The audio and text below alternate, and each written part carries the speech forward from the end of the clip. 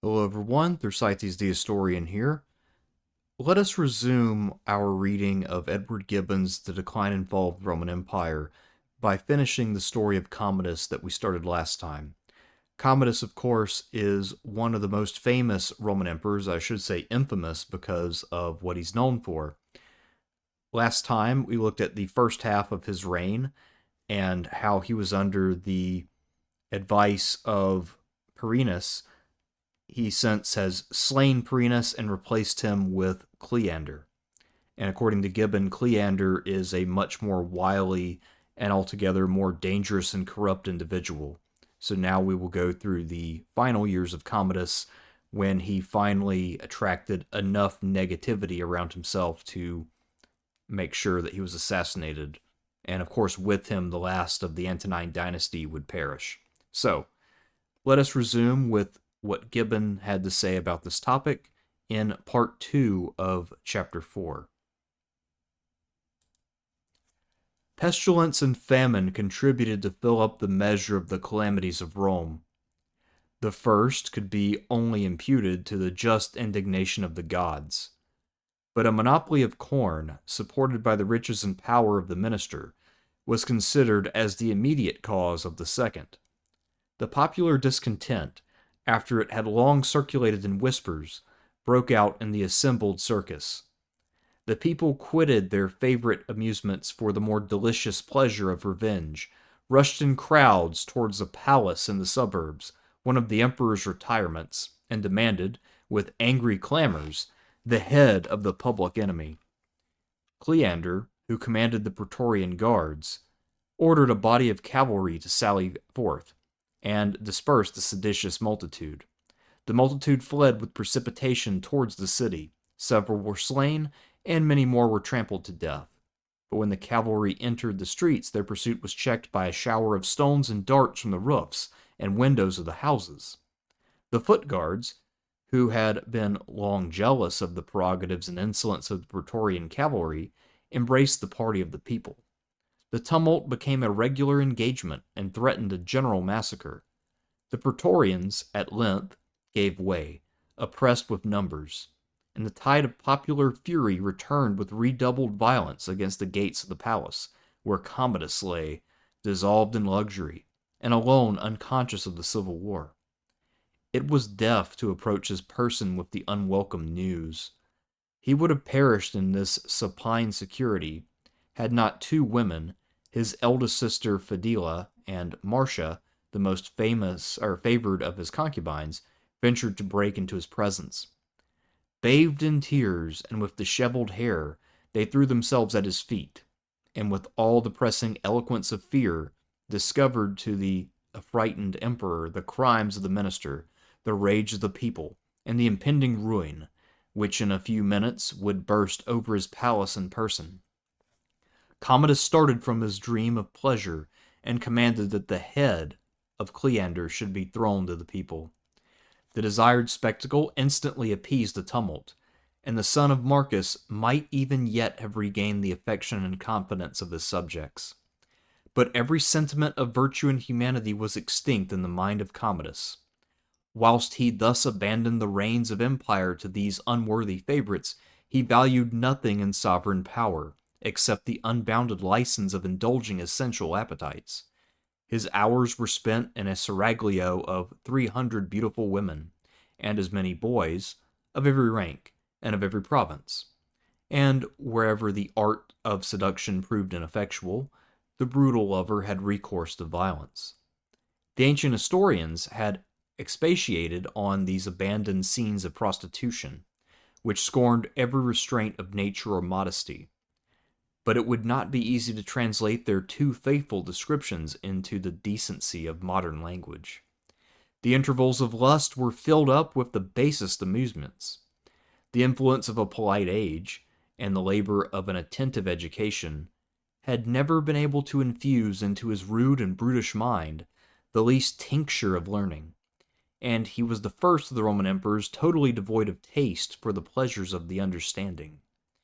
Nero himself excelled, or affected to excel, in the elegant arts of music and poetry. Nor shall we despise his pursuits. had he not converted the pleasing relaxation of a leisure hour into the serious business and ambition of his life. But Commodus, from his earliest infancy, discovered an aversion to whatever was rational or liberal, and a fond attachment to the amusements of the populace, the sports of the circus and amphitheater, the combats of gladiators, and the hunting of wild beasts. The masters in every branch of learning, whom Marcus provided for his son, were heard with inattention and disgust, whilst the Moors and Parthians, who taught him to dart the javelin and to shoot with the bow, found a disciple who delighted in his application, and soon equaled the most skillful of his instructors in the steadiness of the eye and the dexterity of the hand. The servile crowd, whose fortune depended on their master's vices, applauded these ignoble pursuits. The perfidious voice of flattery reminded him that by exploits of the same nature, by the defeat of the Nemean lion and the slaughter of the wild boar of Erymanthus, the Grecian Hercules had acquired a place among the gods, and an immortal memory among men. They only forgot to observe that, in the first ages of society, when the fiercer animals often dispute with man the possession of an unsettled country, a successful war against those savages is one of the most innocent and beneficial labors of heroism. In the civilized state of the Roman Empire, the wild beast had long since retired from the face of man and the neighborhood of populous cities. To surprise them in their solitary haunts, and to transport them to Rome, that they might be slain in pomp by the hand of an emperor, was an enterprise equally ridiculous for the prince and oppressive for the people. Ignorant of these distinctions, Commodus eagerly embraced the glorious resemblance, and styled himself, as we still read on his medals, the Roman Heracles. The club and the lion's hide were placed by the side of the throne, amongst the ensigns of sovereignty, and the statues were erected, in which Commodus was represented in the character and with the attributes of the god, whose valor and dexterity he endeavored to emulate in the daily course of his ferocious amusements. Elated with these praises, which gradually extinguished the innate sense of shame, Commodus resolved to exhibit before the eyes of the Roman people those exercises which till then he had decently confined within the walls of his palace, into the presence of a few favorites. On the appointed day, the various motives of flattery, fear, and curiosity attracted to the amphitheater an innumerable multitude of spectators, and some degree of applause was deservedly bestowed on the uncommon skill of the imperial performer. Whether he aimed at the head or the heart of the animal, the wound was alike certain and mortal. With arrows whose point was shaped into the form of a crescent, Commodus often intercepted the rapid career and cut asunder the long, bony neck of the ostrich. A panther was let loose, and the archer waited till he had leaped upon a trembling malefactor. In the same instant the shaft flew, the beast dropped dead, and the man remained unhurt. The dens of the amphitheater disgorged at once 100 lions. 100 darts from the unerring hand of Commodus laid them dead as they ran raging around the arena. Neither the huge bulk of the elephant nor the scaly hide of the rhinoceros could defend them from his stroke. Ethiopia and India yielded their most extraordinary products, and several animals were slain in the amphitheater, which had been seen only in representations of art, or perhaps of fancy. In all these exhibitions, the securest precautions were used to protect the person of the Roman Hercules from the desperate spring of any savage who might possibly disregard the dignity of the emperor and the sanctity of the god. But the meanest of the populace were affected with shame and indignation when they beheld their sovereign enter the list as a gladiator, and glory in a profession which the laws and manners of the Romans had branded with the justest note of infamy. He chose the habit and arms of the secutor, whose combat with the retiarius formed one of the most lively scenes in the bloody sports of the amphitheater. The secutor was armed with a helmet, sword, and buckler. His naked opponent had only a large net and trident. With the one he endeavored to entangle, with the other to dispatch his enemy. If he missed the first throw, he was obliged to fly from the pursuit of the secutor till he had prepared his net for a second cast. The emperor fought in this character 735 several times. These glorious achievements were carefully recorded in the public acts of the empire, and that he might omit no circumstance of infamy, he received from the common fund of gladiators a stipend so exorbitant that it became a new and most ignominious tax upon the Roman people. It may be easily supposed that in these engagements the master of the world was always successful. In the amphitheater his victories were not often sanguinary, but when he exercised his skill in the school of gladiators, or his own palace, his wretched antagonists were frequently honored with a mortal wound from the hand of Commodus, and obliged to seal the flattery with their blood. He now disdained the appellation of Hercules. The name of Paulus, a celebrated secutor, was the only one which delighted his ear. It was inscribed on his colossal statues, and repeated in the redoubled acclamations of the mournful and applauding Senate. Claudius Pompeianus, the virtuous husband of Lucilla, was the only senator who asserted the honor of his rank. As a father, he permitted his sons to consult their safety by attending the amphitheater. As a Roman, he declared that his own life was in the emperor's hands, but that he would never behold the son of Marcus prostituting his person and dignity. Notwithstanding his manly resolution, Pompeianus escaped the resentment of the tyrant, and, with his honor, had the good fortune to preserve his life. Commodus had now attained the summit of vice and infamy.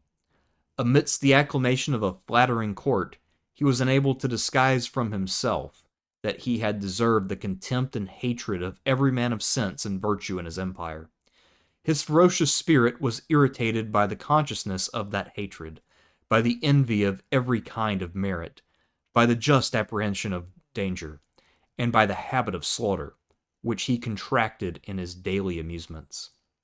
History has preserved a long list of consular senators sacrificed to his wanton suspicion, which sought out, with peculiar anxiety, those unfortunate persons connected, however remotely, with the family of the Antonines, without sparing even the ministers of his crimes or pleasures. His cruelty proved at last fatal to himself. He had shed with impunity the noblest blood of Rome. He perished as soon as he was dreaded by his own domestics. Marcia, his favorite concubine, Eclectus, his chamberlain, and Lytus, his praetorian prefect, alarmed by the fate of their companions and predecessors, resolved to prevent the destruction which every hour hung over their heads, either from the mad caprice of the tyrant or the sudden indignation of the people. Marcia seized the occasion of presenting a draught of wine to her lover, after he had fatigued himself with hunting some wild beast. Commodus retired to sleep, but whilst he was laboring with the effects of poison and drunkenness, a robust youth, by profession a wrestler, entered his chamber, and strangled him without resistance. The body was secretly conveyed out of the palace, before the least suspicion was entertained in the city, or even in the court, of the emperor's death. Such was the fate of the son of Marcus, and so easy was it to destroy a hated tyrant, who, by the artificial powers of government, had oppressed, during 13 years, so many millions of subjects, each of whom was equal to their master in personal strength and personal abilities. The measure of the conspirators were conducted with the deliberate coolness and celerity which the greatness of the occasion required. They resolved instantly to fill the vacant throne with an emperor whose character would justify and maintain the action that had been committed.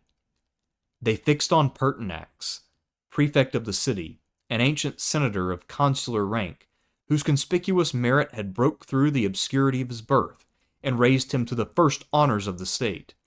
He had successively governed most of the provinces of the empire, and in all his great employments, military as well as civil, he had uniformly distinguished himself by the firmness, the prudence, and the integrity of his conduct. He now remained almost alone of the friends and ministers of Marcus, and when, at a late hour of the night, he was awakened with the news that the chamberlain and the prefect were at his door, he received them with intrepid resignation, and desired they would execute their master's orders. Instead of death, they offered him the throne of the Roman world. During some moments he distrusted their intentions and assurances. Convinced at length of the death of Commodus, he accepted the purple with a sincere reluctance, the natural effect of his knowledge both of the duties and of the dangers of the supreme rank.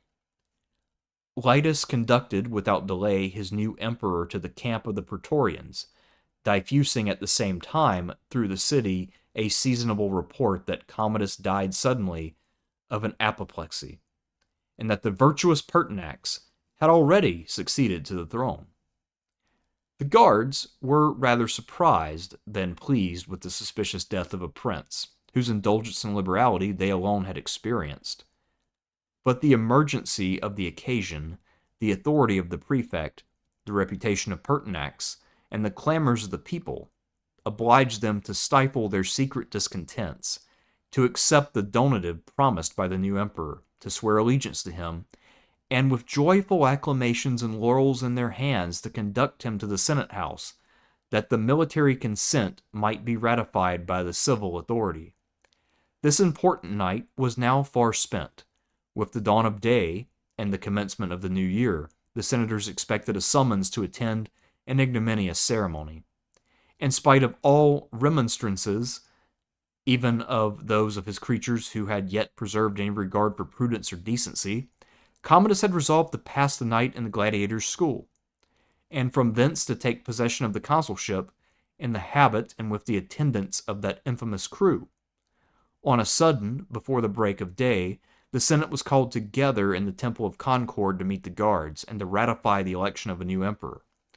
For a few minutes they sat in silent suspense, doubtful of their unexpected deliverance, and suspicious of the cruel artifices of Commodus. But when, at length, they were assured that the tyrant was no more, they resigned themselves to all the transports of joy and indignation.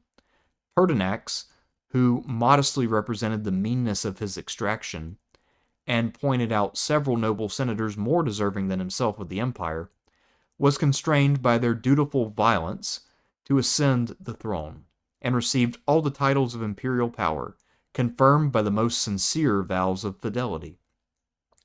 The memory of Commodus was branded with eternal infamy. The names of tyrant, of gladiator, of public enemy resounded in every corner of the house.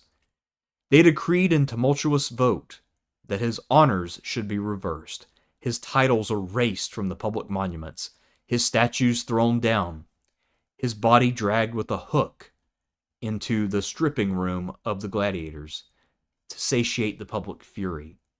And they expressed some indignation against those officious servants who had already presumed to screen his remains from the justice of the Senate. But Pertinax could not refuse those last rites to the memory of Marcus, and the tears of his first protector Claudius Pompeianus, who lamented the cruel fate of his brother-in-law, and lamented still more that he had deserved it. These effusions of impotent rage against the dead emperor, whom the Senate had flattered when alive with the most abject servility, betrayed a just but ungenerous spirit of revenge. The legality of these decrees was, however, supported by the principles of the imperial constitution. To censure, to depose, or to punish with death the first magistrate of the republic who had abused his delegated trust was the ancient and undoubted prerogative of the Roman Senate.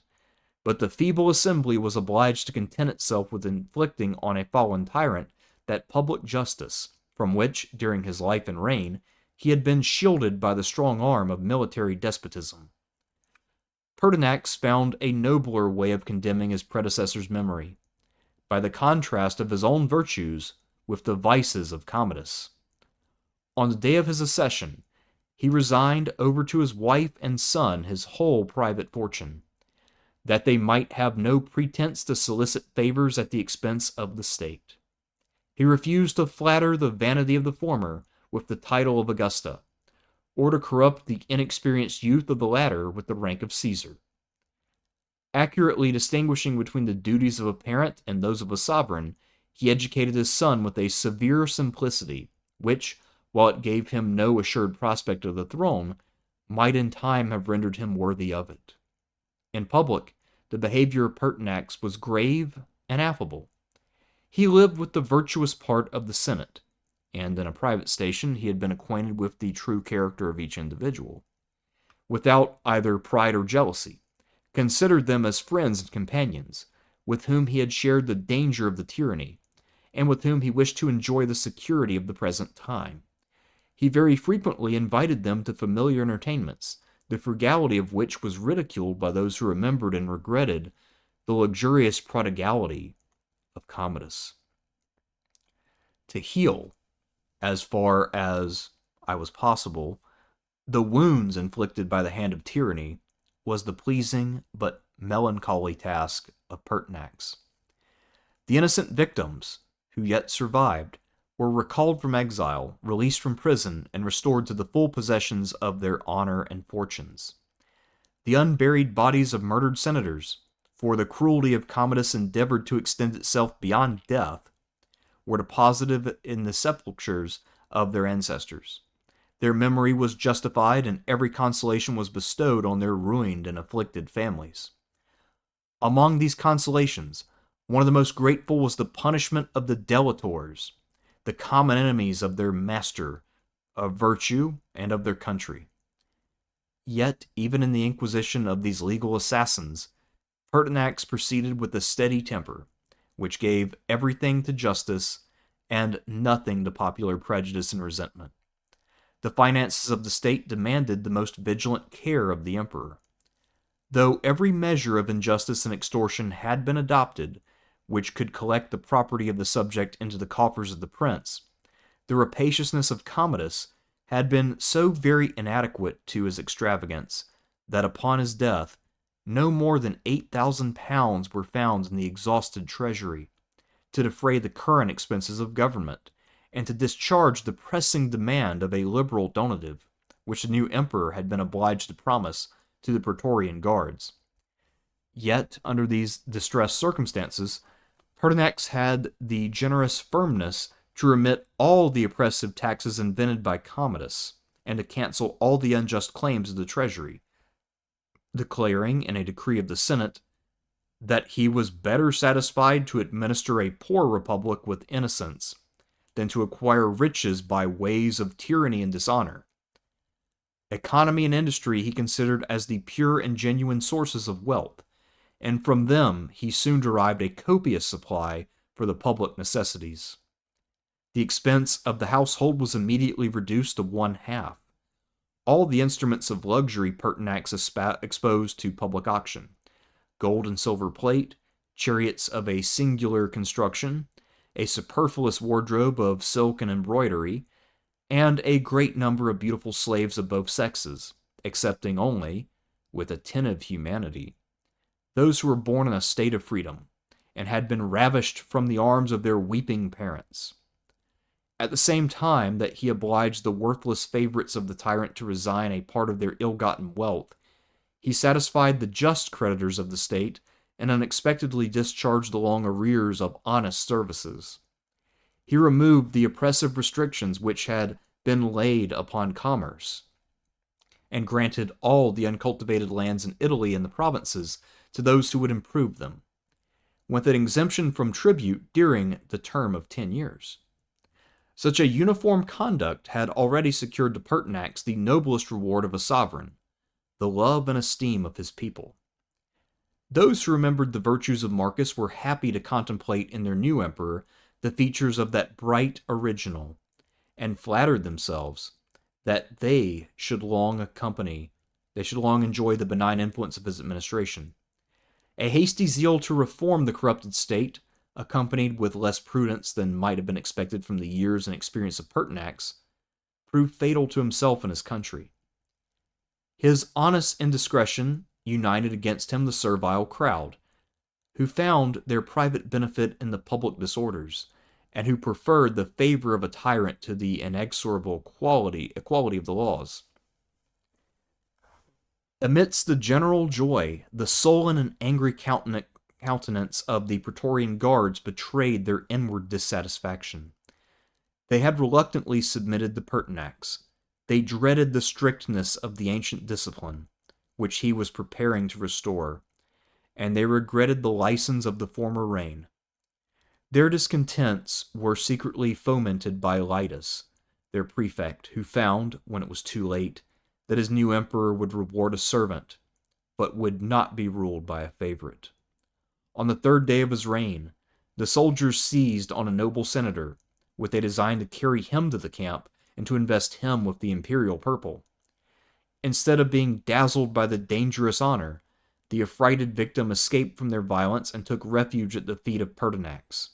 A short time afterwards, Sosius Falco, one of the consuls of the year, a rash youth, but of an ancient and opulent family, listened to the voice of ambition, and a conspiracy was formed during a short absence of Pertinax, which was crushed by his sudden return to Rome and his resolute behavior.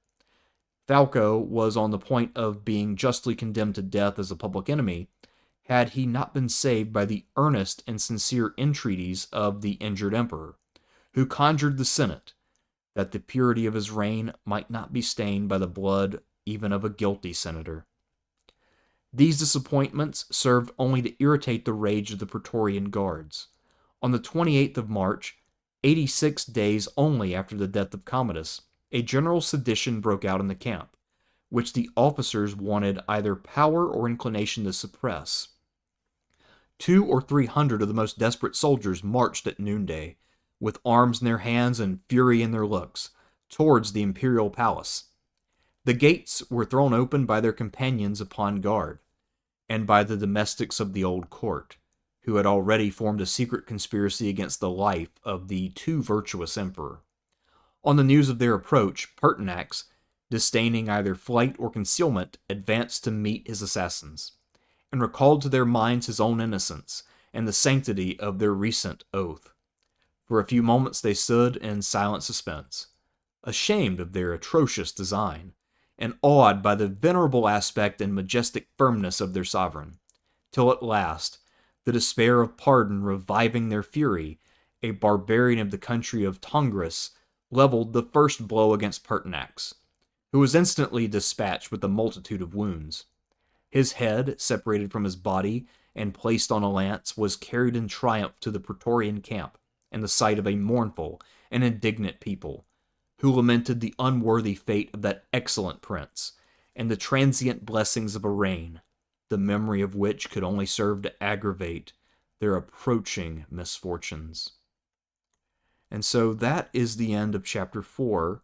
Next time, of course, that means we'll be talking about the unequaled, unparalleled Didius Julianus, the man who attempted to buy the office of emperor. And so I hope that you guys have been enjoying this reading of Gibbon. I actually recorded both this and the previous video before going out of town, so I, of course, don't know how this is going in terms of its reception, but I'm hoping that you're enjoying it. I certainly am having a good time with it. Gibbon's prose is amazing, even if, some of what he says is a little bit poetic, I guess would be a polite way to say it, romantic. But nonetheless, I'm enjoying it, and I hope that we will be able to enjoy many other tales of degenerate emperors and palace coups and all of that sort of stuff going forward together. So let me know what you think about Gibbon, and I will see you again soon. I should be back within a few days of this video's publication, and then I'll start working on new stuff as we move into the fall. So, yeah, I'm Thersites the Historian, and I will see you all around very soon.